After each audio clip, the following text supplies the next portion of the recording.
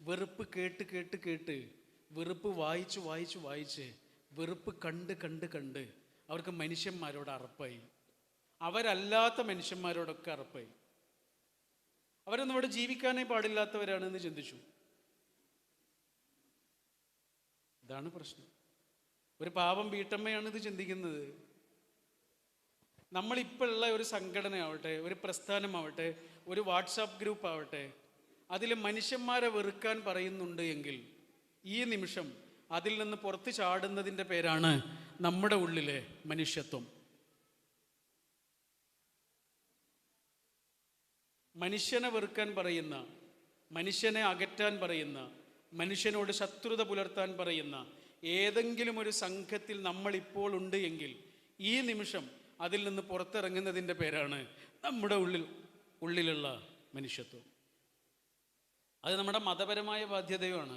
കാരണം പടച്ചോൻ പറഞ്ഞിട്ടുണ്ട്, തആവനു അലൽ ബിർരി വത്തഖ്വ വലാ തആവനു അലൽ ഇസ്മി വൽ ഉദ്വാൻ. നിങ്ങൾ നന്മയിൽ ആരോട് വേണമെങ്കിലും സഹകരിച്ചോളൂ. പടച്ചോനെ പറയുന്നത് വെറുതെ പറയല്ല, നിർദ്ദേശമായിട്ട് പറയാ. എന്താ പറയുന്നത്? നന്മ ചെയ്യുന്നുണ്ടോ ആരുടെ കൂടെയും കൂടിക്കൊള്ളൂ, ഏത് കൊടിയാണെങ്കിലും അവരെ പിന്നാലെ കൂടിക്കൊള്ളൂ. പക്ഷേ ശത്രുത പറയുന്നവരാണോ, മനുഷ്യനെ വെറുക്കാൻ പറയുന്നവരാരാണോ, അത് നിങ്ങളുടെ കൂട്ടത്തിലുള്ളവരാണെങ്കിലും ഈ നിമിഷം അതിൽ നിന്ന് പുറത്തിറങ്ങണം. വലാ തആവനു, അവരോട് സഹകരിക്കാനേ പാടില്ല. നമ്മുടെ മതപരമായ ബാധ്യതയുമാണ്. ഞാൻ നിങ്ങളോടൊരു സംഭവം പറയാം. രണ്ടാം ലോക മഹായുദ്ധം നടന്ന് കഴിഞ്ഞ്, രണ്ടാം ലോക മഹായുദ്ധത്തിൽ ഹിറ്റ്ലറൊക്കെ പരാജയപ്പെട്ട്, അങ്ങനെ പരാജയപ്പെട്ടതോടുകൂടി ഹിറ്റ്ലറിൻ്റെ ആളുകൾ എന്താ ചെയ്തതെന്നറിയോ? അവരൊക്കെ ആത്മഹത്യ ചെയ്തു. കുറ്റബോധം കൊണ്ട് അത്രയേറെ മനുഷ്യന്മാരെ കൊന്നത് വരെ.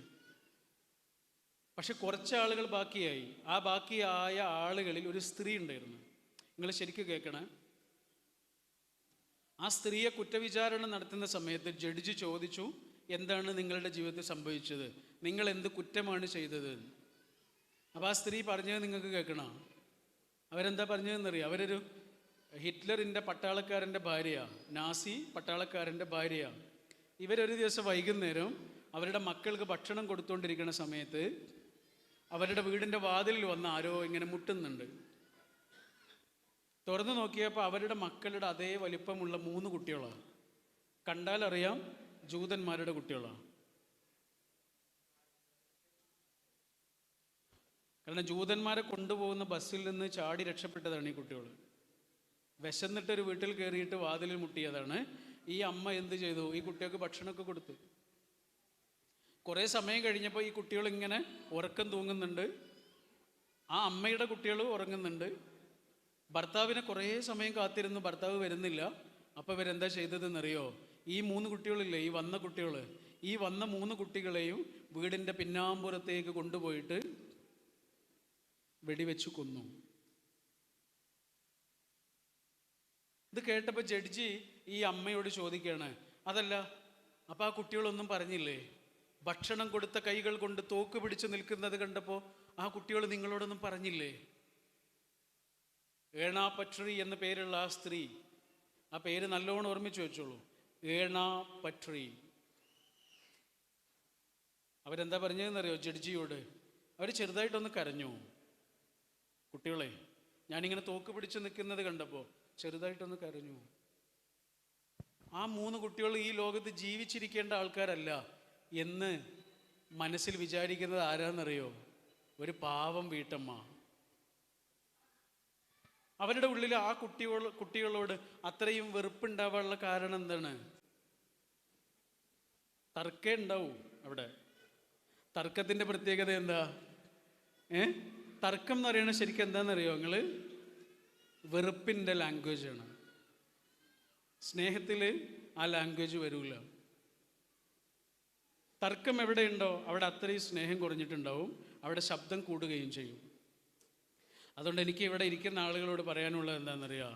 നമ്മൾ ഈ TV-യിലെ രാഷ്ട്രീയ ചർച്ചകളില്ലേ, വൈകുന്നേരം ആയാലും 9 മണിക്ക് രാഷ്ട്രീയ ചർച്ചകളില്ലേ, ദയവ് ചെയ്ത് ആ രാഷ്ട്രീയ ചർച്ചകൾ നമ്മുടെ വീട്ടിൽ ഒച്ചത്തിൽ വെക്കരുത്. നിങ്ങൾക്ക് നിർബന്ധമാണെങ്കിൽ ഹെഡ്സെറ്റ് വെച്ചിട്ട് ചെവിയിൽ കേട്ടോളൂ. അത് നമ്മുടെ കുട്ടികൾക്ക് കേൾപ്പിച്ചു കൊടുക്കരുത്. അതിൻ്റെ കാരണം എന്താണെന്നറിയോ നിങ്ങൾ? യാതൊരു സ്നേഹവുമില്ലാത്ത, യാതൊരു സ്നേഹവും തമ്മിലില്ലാത്ത നാലാളുകൾ ഒരുമിച്ചിരുന്ന് തർക്കിക്കുകയാണ് നമ്മുടെ വീടിൻ്റെ ഉമ്മറവാതിലിരുന്നത്. ആ നാലാളുകളും ആ ടി വിയിൽ നിന്ന് ഇറങ്ങി വന്നിട്ട് നമ്മുടെ വീട്ടിലേക്ക് കയറി വന്നിട്ട് നമ്മുടെ സിറ്റ് ഔട്ടിലിരുന്ന് അങ്ങനെ തർക്കിച്ചാൽ നമ്മൾ സമ്മതിക്കോ? സമ്മതിക്കൂല എങ്കിൽ നമ്മുടെ ടി വിയിലും അതിനവസരം കൊടുക്കരുത്. കാരണം എന്താണെന്നറിയോ നിങ്ങൾ?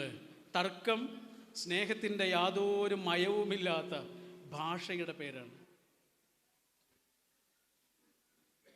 അത് ശത്രുതയാണ് ഉണ്ടാക്കുക, മാനവികമായ ബാധ്യതയുമാണ്. ഫിറാഖ് എന്ന് പറഞ്ഞൊരു ചിത്രമുണ്ട്, വളരെ ഗംഭീരമായൊരു ചിത്രമാണ്. ഒരേ നാട്ടിൽ താമസിക്കുന്ന രണ്ട് സമൂഹങ്ങളാണ്, പാവങ്ങളാണ് എല്ലാവരും. പക്ഷെ അവരുടെ ഇടയിൽ ഒരു വർഗീയ കലാപം ഉണ്ടാവുകയാണ്.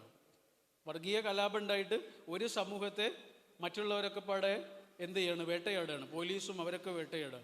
ആ കൂട്ടത്തിൽ നിന്ന്, വേട്ടയാടപ്പെടുന്ന ആ സമൂഹത്തിൽ നിന്ന് ഒരാൾ അയാളുടെ മകൻ്റെ കൈ പിടിച്ചിട്ട് എങ്ങനെയൊക്കെയോ പതുങ്ങി രക്ഷപ്പെടുകയാണ്.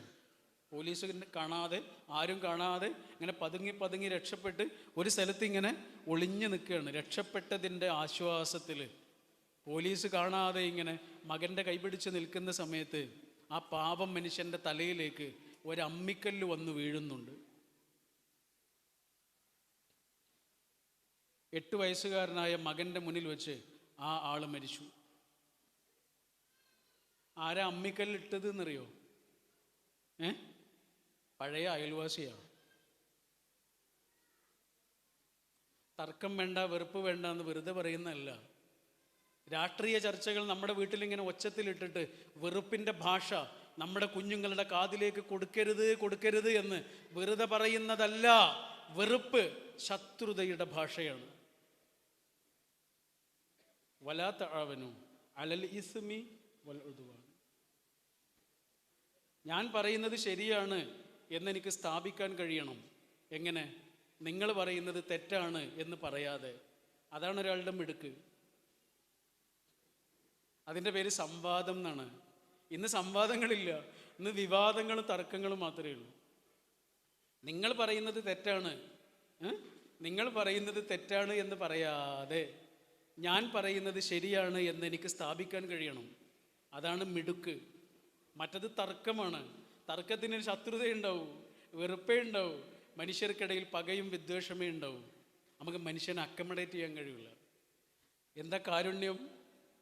കാരുണ്യം എന്ന് പറഞ്ഞാൽ എന്താ? മനുഷ്യനെ ഒരാൾക്ക് മനസ്സിലാവലാണ്. കാരണം നമ്മൾ ഈ കാണുന്നതൊന്നുമല്ല മനുഷ്യന്മാർ. അവരുടെ ഉള്ളിൽ ഇങ്ങനെ പൊള്ളി നിൽക്കുന്ന ചിലതുണ്ട്. അതിനെ ഒരാൾക്ക് തിരിച്ചറിയാൻ കഴിയില്ല. നമ്മൾ കാണുന്നതൊന്നുമല്ല മനുഷ്യന്മാർ, ഒരു വഴിയില്ല. അതുകൊണ്ടാണ് ഈ കല്യാണത്തെക്കുറിച്ച് പറയുന്നിടത്ത് പോലും, കല്യാണത്തെക്കുറിച്ച് പറയുന്ന സമയത്ത് പടച്ചവൻ എന്താ പറയുന്നത് അറിയാം നിങ്ങൾ? രണ്ട് കാര്യങ്ങളാണ് പറയുന്നത്. എന്നെ ഏറ്റവും കൂടുതൽ ആകർഷിച്ച ഖുർആനിലെ വചനമാണത്, ഈ കല്യാണത്തെക്കുറിച്ച് പറഞ്ഞ വചനം. എന്താണെന്നറിയോ? ജീവിതത്തിൽ ഒന്നിക്കുന്ന 2 ആൾക്കാരോട് പടച്ചവൻ രണ്ട് കാര്യങ്ങളാണ് ഓർമ്മിപ്പിക്കുന്നത്. ഒന്ന് നിശ്ചയമായും പ്രണയം, സ്നേഹം. രണ്ടാമത്തെ എന്താണെന്നറിയോ? കാരുണ്യം. എന്തൊരു വാക്കാണ്, ആലോചിച്ച് നോക്കൂ. വജഅല ബൈനക്കും മവദ്ദത്തൻ വറഹ്മ. നിങ്ങളുടെ 2 ആളുടെ ഇടയിൽ 2 കാര്യങ്ങളെ നാം ഉണ്ടാക്കി തരുന്നു. പടച്ചവൻ പറയാ, 2 കാര്യങ്ങളെ നാം ഉണ്ടാക്കി തരുന്നു. എന്താ പറഞ്ഞ്? ഉണ്ടാക്കി തരുന്നു. അമ്മ ഭക്ഷണം ഉണ്ടാക്കി തരുന്നു എന്ന് പറഞ്ഞാൽ കഴിക്കേണ്ടത് നമ്മളാ, അല്ലേ? അതേപോലെ പറഞ്ഞാൽ നിങ്ങളുടെ 2 ആളുടെ ഇടയിൽ 2 കാര്യങ്ങൾ ഉണ്ടാക്കി തരുന്നു. അതൊന്ന് സ്നേഹമാണ്, ഒന്ന് കാരുണ്യമാണ്. അതെടുത്ത് ചെലവഴിക്കേണ്ട ജോലി ആരുടെയാണ്? അവരുടെയാണ്. അത് പഠിച്ചവനല്ല ചെയ്യുക, അത് നമ്മളാ ചെയ്യുക. നിങ്ങൾ ആലോചിച്ച് നോക്കൂ, ജീവിതകാലം മുഴുവനും ഇപ്പോൾ ഒരു രണ്ടാളുകൾ വിവാഹിതരാകുന്നത് അവരുടെ 24-ാമത്തെ വയസ്സിലോ 26-ാമത്തെ വയസ്സിലോ ഒക്കെ ആയിരിക്കും. ഇനി അവർ ഒന്നിച്ചു കഴിയേണ്ടത് ഇത്രയും കാലം ജീവിച്ചതിൻ്റെ 2 ഇരട്ടിയെങ്കിലും കാലമാണ്, അല്ലേ? ഇത്രയും കാലം ജീവിച്ചതിൻ്റെ 2 ഇരട്ടി വർഷങ്ങളെങ്കിലും ഇനി ഒരുമിച്ച് ജീവിക്കണം. അപ്പം അവരുടെ ഇടയിൽ സ്നേഹം മാത്രം പോരാ, പിന്നെ ഒന്നുകൂടി വേണം. അതെന്താണ്? കാരുണ്യം. കാരണം സ്നേഹം എന്ന് പറഞ്ഞാൽ ഇങ്ങനെയാ, ഇതാ ഇങ്ങനെയാ. കാരുണ്യം എന്ന് പറഞ്ഞാൽ ഇങ്ങനെയല്ല. കാരുണ്യം എന്ന് പറഞ്ഞാൽ ഇങ്ങനെയാ. കാരണം ഇയാൾ ഇങ്ങനെ ആയിട്ടുണ്ടാവും.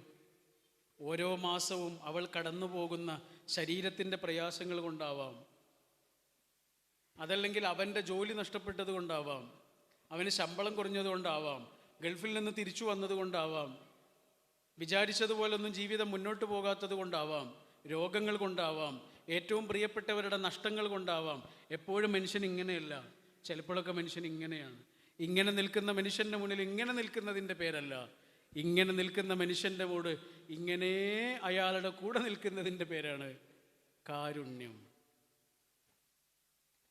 എന്താണെന്നറിയില്ല, ഈ മാസം വല്ലാത്ത വേദനയും തളർച്ചയും ഒക്കെ ഉണ്ട് എന്ന് അവൾ നമ്മളോട് വന്ന് പറയുമ്പോൾ, കഴിഞ്ഞ മാസം പോലെയല്ല, ഈ മാസം വല്ലാത്ത വേദനയുണ്ട് എന്ന് അവൾ നമ്മളോട് വന്ന് പറയുമ്പോൾ അവൾക്ക് വേണ്ടത് വേദനയ്ക്കുള്ള മരുന്നല്ലല്ലോ, അല്ലല്ലോ. അതായിരുന്നെങ്കിൽ മെഡിക്കൽ ഷോപ്പിൽ ചെന്ന് പറഞ്ഞാൽ മതിയായിരുന്നു. എന്തിനാ അവളുടെ പുരുഷനോട് വന്ന് പറഞ്ഞത്? വേറെ ചിലത് അവൾക്ക് ആവശ്യമുണ്ടായതുകൊണ്ടാണ്. സ്നേഹമല്ല അത് കാരുണ്യമാണ്.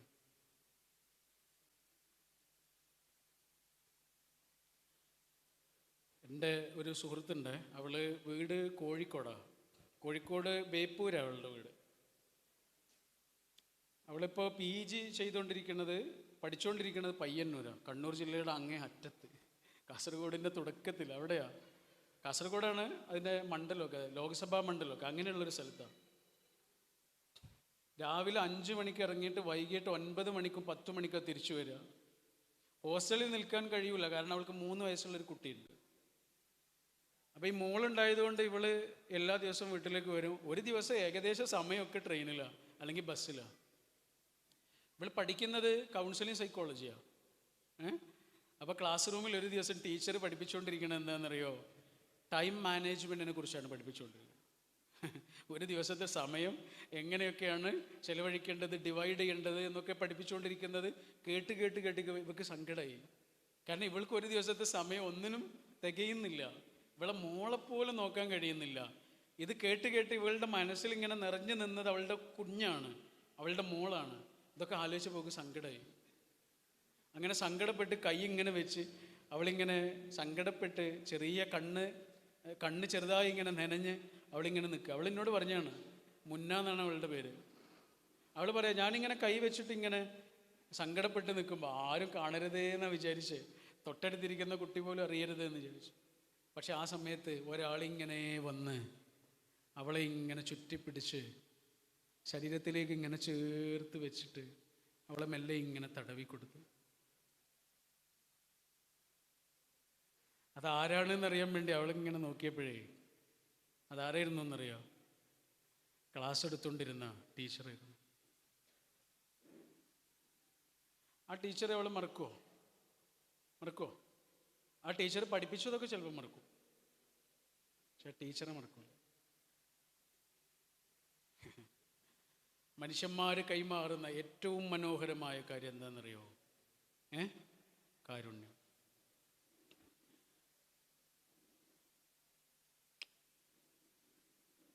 കുറേ മനുഷ്യന്മാർ നമുക്ക് തന്നത് കുറച്ച് മനുഷ്യന്മാർക്ക് നമ്മൾ കൊടുക്കലാണത്, അല്ലേ?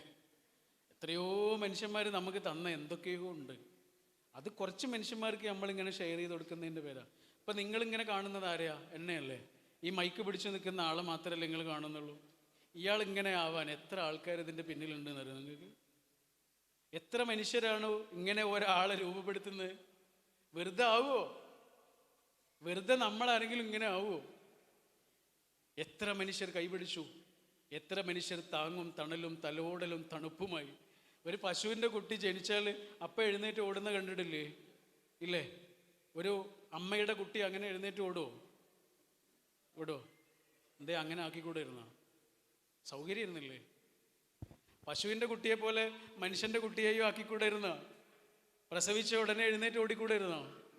എന്തേ അങ്ങനെ ആക്കിയില്ല? പഠിച്ചോന് കഴിയില്ല, അങ്ങനെ വേണമെങ്കിൽ ആക്കിക്കൂടെ ഇരുന്നോ?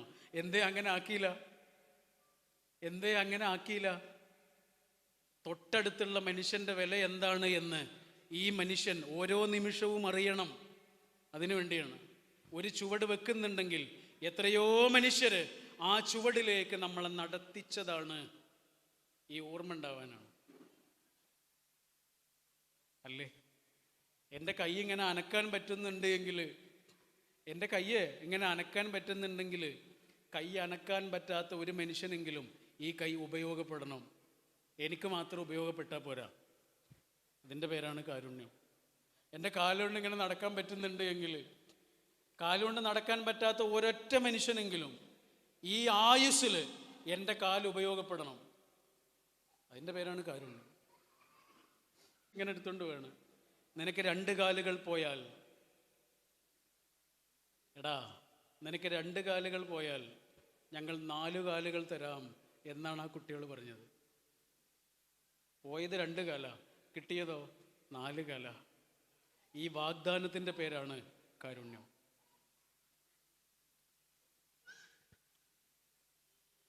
വലിയ വലിയ മനുഷ്യന്മാരെ മുഴുവനും ആലോചിച്ചത് ചെറിയ ചെറിയ മനുഷ്യന്മാരെ കുറിച്ചാണ്. അത് നിങ്ങൾ ശ്രദ്ധിച്ചിട്ടുണ്ടോ? എങ്ങനെയാണ് അവർ വലിയ മനുഷ്യന്മാരായത്? അവർ ചെറിയ മനുഷ്യന്മാരെ കുറിച്ച് ആലോചിച്ചത് കൊണ്ടാണ്. അല്ലേ? ആരെ നിങ്ങൾ എടുത്തു നോക്കിക്കോളൂ. വലിയൊരു വക്കീലുണ്ടായിരുന്നു, നല്ല ശമ്പളം വാങ്ങുന്ന വക്കീലായിരുന്നു, ദക്ഷിണാഫ്രിക്കയിലായിരുന്നു. വലിയൊരു ഓഫീസൊക്കെ ഉണ്ടായിരുന്നു അദ്ദേഹത്തിന്.